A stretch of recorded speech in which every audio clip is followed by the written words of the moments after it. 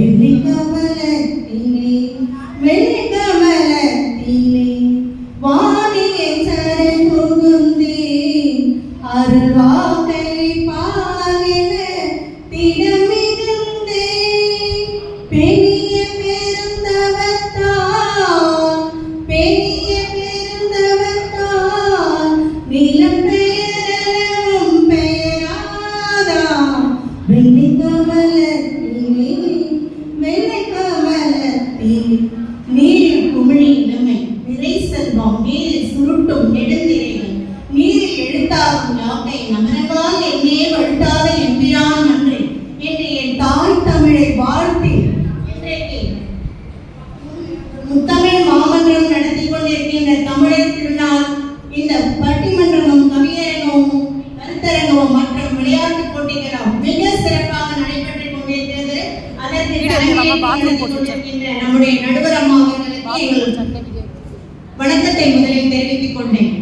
மனித நேயம்னா என்ன? அதாவது ஒரு அம்மா கடைக்கு போறாங்க, பூக்கடைக்கு போறாங்க. அந்த பூக்கடையில பூ கொடுங்கம்மா, அதாவது அக்கா பூ கொடுங்கன்னு கேட்கிறாங்க. எவ்வளவு இந்த பூ அப்படின்னு சொல்லி அவங்க கேட்டோடனே அந்த அம்மா நிமிர்ந்தே பார்க்காம என்ன செய்யறாங்கன்னா பூவை கொடுக்குறாங்க. அப்ப இதுக்கு எவ்வளவுக்கா விலை அப்படின்னு கேட்கிறாங்க. அவங்க அதுக்கு உனக்கு என்ன தோணுதோ அந்த விலையை கொடுமான்னு சொல்லியிருப்பாங்க. இவங்களும் பூவை வாங்கி வச்சுட்டு போவாங்க. அங்க போன உடனே அவங்களுடைய தோழி கேட்பாங்க, இன்னைக்கு முகூர்த்த நாளாச்சே, விலை ரொம்ப இருக்குமே, நீங்க பூ அதிகமா வச்சுட்டு வருவீங்க, இன்னைக்கும் வச்சுட்டு வரீங்களா, எவ்வளவு விலை கொடுத்தாலும் வாங்கி வச்சுட்டு வருவீங்க, நான் எதிர்பார்த்தேன், அதே மாதிரி நீங்களும் வாங்கி வச்சுட்டு வந்திருக்கீங்க, எவ்வளோ அப்படின்னு சொல்லி கேட்பாங்க. நான் 100 ரூபாய் தான் கொடுத்தேன். இன்னைக்கு ஒரு முழம் பூவே 60 ரூபா ஆச்சு அப்படின்னு சொல்லுவாங்க. அப்ப இந்த அம்மா சொல்லுவாங்க, எனக்கு அவங்க அறிமுகமே கிடையாது, நான் முத இப்பதான் போறேன், ஏன் தெரியல, அவங்க நான் கொடுத்த காசை அப்படியே வாங்கி வச்சுக்கிட்டாங்க, சரி நாளைக்கு போய் இந்த அக்காவை நான் சந்திச்சு கேட்டே ஆகணும் அப்படின்னு சொல்லிட்டு அவங்க போவாங்க. போயிட்டு ஏமா எனக்கு இவ்வளோ விலை குறைச்சி கொடுத்தீங்க அப்படின்னு கேட்பாங்க. அப்ப அந்த அம்மா சொல்லுவாங்க, நான் என்னை எல்லா உறவுகளும் என்னை விட்டு போயிடுச்சு, நீங்க மட்டும்தான் என்ன அக்கா பூ எவ்வளோன்னு கேட்டீங்க, மீதி பேரெல்லாம் பூ எவ்வளோன்னு தான் கேட்டாங்க அப்படின்னு சொல்லும்போது அந்த அக்கா என்ற ஒரு சொல்ல யாரோ எவரோ நம்மை அக்கா என்ற உறவிலே அழைத்து மகிழ்ந்ததால் அந்த அம்மா நெகிழ்ச்சியில அவங்களுக்கு பூ விலையை குறைச்சு கொடுத்தாங்க. யார் மீதோ நமக்கு யாருமே தெரியாது, அந்த யாரோ ஒரு நபர் மீது நாம் வைக்கின்ற அன்பு தான் மனிதனே. அதைதான் வள்ளுவர் சொல்றார், அறிவினால் ஆவது உண்டோ பிரிதி நோய் தம் நோய் போல் போட்டாக்கணும், தன்னையும் அதாவது பிறரையும் தன்னை போல் நேசி என்று சொல்கிறார்கள். இப்ப இதுக்கு பார்த்தோம்னா வயநாட்டுல பெரிய நிலச்சரிவு, அதே மாதிரி சென்னை பேரவெள்ளம், கஜா புயல், இப்படி பல இடர்பாடுகள், இயற்கை சீற்றங்கள் எல்லாம் வரும்போதுதான் நாம் என்ன செய்கின்றோம், நமக்கு உறவு என்று சொல்லாத பலருக்கும் நாம முன்வந்து அந்த சேவையை செய்கின்றோம். அங்கதான் இருக்கின்றது மனித நேயம் என்று வள்ளுவர் சொல்கின்றார். இன்னொன்று சொல்றார் பாருங்க, அன்பிலார் எல்லாம் உரிய, அன்புடையார் எங்கும் உரிய திறக்கின்றார். இதற்கு அந்த காலத்துல இருக்கும்போது சிபி சக்கரவர்த்தி மன்னன் புறா தன்னிடம் அடைக்கலம் வந்தது என்பதற்காக தன்னுடைய சதையிலே தொடையிலிருந்த சதையிலே அறிந்து கொடுத்தார். அப்படிப்பட்ட வள்ளல்கள் சோழ மன்னர் பரம்பரையை சேர்ந்தவர் அவர். அதே மாதிரி மனுநீதி சோழனை எடுத்துக்கொள்ளுங்கள். அவர் கன்றை கொன்ற பசு என்ன ஆயிடுதுன்னா அது கதறிட்டு போய் அங்க ஆராய்ச்சி பண்ணி அடுக்கின்றது. அதை கேட்டு மனுநீதி சோழன் தன் மகனாக இருந்தாலும் பரவாயில்லை என்று தேர்காலத்தை கொள்கின்றான். அப்படிப்பட்ட மனிதனையும் அரசியல் வாழ்வினை நாம் பார்க்க முடிந்தது. இப்படி ஒவ்வொரு குரலையும் எடுத்துக்கொண்டால் அந்த காலத்தில் எப்படியெல்லாம் மனிதனையும் இருந்தது என்பதை நாம் தெரிந்து கொள்ளலாம்.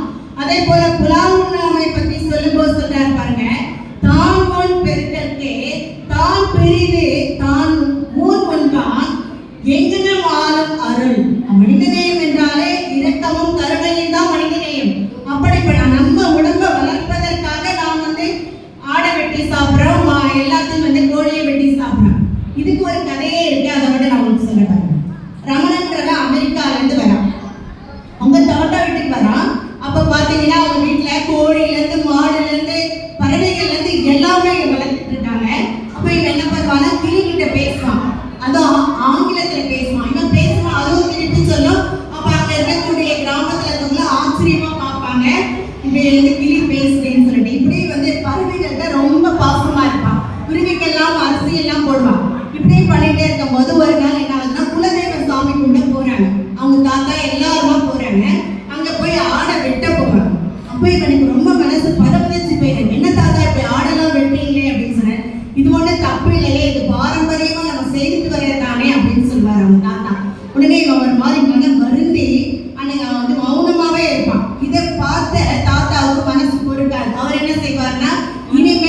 சாப்பிடவே மாட்டேன் அப்படின்னு சொல்லியிருக்காரு.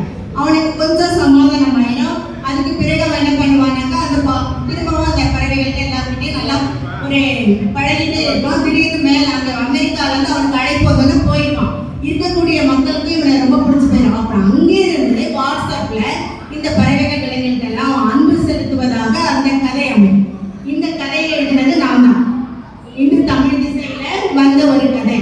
அது புலால் மரத்தலுக்காக வள்ளுவர் சொன்ன குரலுக்கு இந்த கதையை அமைத்தேன். அடுத்து நீங்க பாத்தீங்கன்னா இப்போ ஒப்புரவு என்ற அதிகாரத்துல பாத்தீங்கன்னா ஊருணி நீதி வெந்திட்டு உலகமா பேரறிவாளன் திரு அப்படின்னு சொல்லுவாங்க. இது என்ன சொல்லுது அப்படின்னா ஒரு ஊருக்குள்ளார ஒரு குளம் இருக்குதுன்னா அந்த தண்ணி வந்து அந்த ஊர் மக்கள் எல்லாருக்கும் பயன்படும். அது போலதான் செல்வம் யார் நிறைய வச்சிருக்காங்களோ அவங்க வந்து டெபாசிட் நீண்ட கால எஃப்டி மாதிரி அதுக்கு வட்டி எடுத்து அவங்க பயன்படுத்தாங்க. அது மாதிரி ரொம்ப காலத்துக்கு எல்லா அந்த செல்வந்தத்தை இருக்க பணம் பயன்படும் சொல்லுவாங்க. அதே வந்து பயன்வரம் உள்ளூர் பழுத்தென்றால் செல்வம் நயனுடையான் கண் பட்டுன்னு சொல்றாங்க. இதுல என்னன்னா ஒரு ஊருக்குள்ளார ஒரு மரம் வந்து நல்லா பழுத்து காய் வந்து பழுத்து தொங்குதுன்னா அதை வந்து அவங்க எடுத்து சாப்பிடுவாங்க. இது எப்படின்னா செஞ்சிலுவை சங்கத்துல இருக்கவங்க குறுகி அதாவது தன்னிடம் உள்ள அந்த பணம் இருக்கிற வரைக்கும் அவர்கள் சேவை செய்வார்கள். அதற்கு பிறகு அவர்கள் போய் திரட்டிதான் செலவு செய்வார்கள். அது போலதான் குறிப்பிட்ட காலம் ஒரு ஆண்டுக்கு பிறகுதான் அந்த பழமே படுக்கும். அது மாதிரிதான் இன்னும் குறிப்பிட்ட காலம் அவர்கள் சேவை செய்வார்கள் என்று சொல்றாங்க. இது மாதிரி ஒவ்வொன்றுக்கும் வள்ளுவர் சொல்லிட்டே வருவார். பகுத்து அதாவது காக்கை கரவா கரைந்துண்ணா ஆக்கமும் அன்னநீராக்கே உள்ளன. எல்லாருமே பகுத்துண்டு வாழ வேண்டும் என்ற செய்தியை நாம் வள்ளுவத்திலும் பார்க்க முடியுது. இப்படி பறவைகள் கூட காண எல்லா பறவைகளையும் அழைத்து அது உண்ண கொடுக்கும் போது நாம் மட்டும் என்ன செய்வோம்? கலவினால் ஆகிய ஆக்கம் அளவறிந்து ஆவது போல் கேட்கும். நம்ம சேர்த்து வச்சிருக்க செல்வத்தை பதுக்குறோம். யாருக்கும் கொடுக்கக்கூடாது அந்த மனநிலை இருக்கக்கூடாது. வயிறு ஒன்று மட்டும்தான் செல்வத்தை சேர்க்கக்கூடியது என்றும் அந்த இடத்தில் மிக அழகாக பதிவு செய்வார். அற்றம் அழிப்பசை தீர்த்தல் அந்தொருவன் வைப்பான் பெற்றுழில் வரும் பெற்றால் வைப்புழில் வரும். அப்ப அதுல என்னன்னா ஒருத்தருக்கு பசி, அது இந்த நேரம் ரொம்ப பசியான நேரம், நான் இதோட முடிச்சுக்கிறேன். இந்த பசி வந்து பெரிய கொடுமை. அதுல இளமையில் வறுமை இளமையில பசி என்பது மிக மிக கொடுமை. இதுக்குதான் பாரதியார் சொல்வார், வயிற்றுக்கு சோறிட வேண்டும் இங்கு வாழும் மனிதருக்கெல்லாம் என்று சொல்வார்.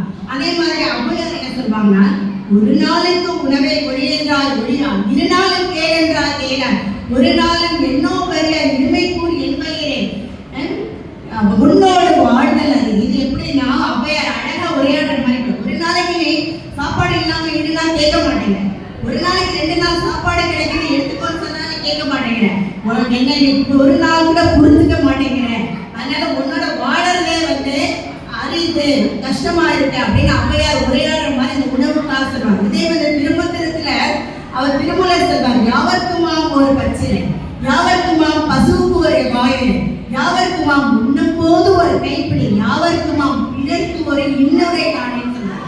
அப்ப எல்லாருக்கும் நம்ம ஒரு கைப்பிடி நாம் சாப்பிடும்போது நிறைய அரிசி உணவெல்லாம் படைக்க வேண்டாம். சாப்பிடுறதுக்கு ஒரு கைப்பிடி சாதத்தையாவது கொடு என்கிறார் திருமூலர்.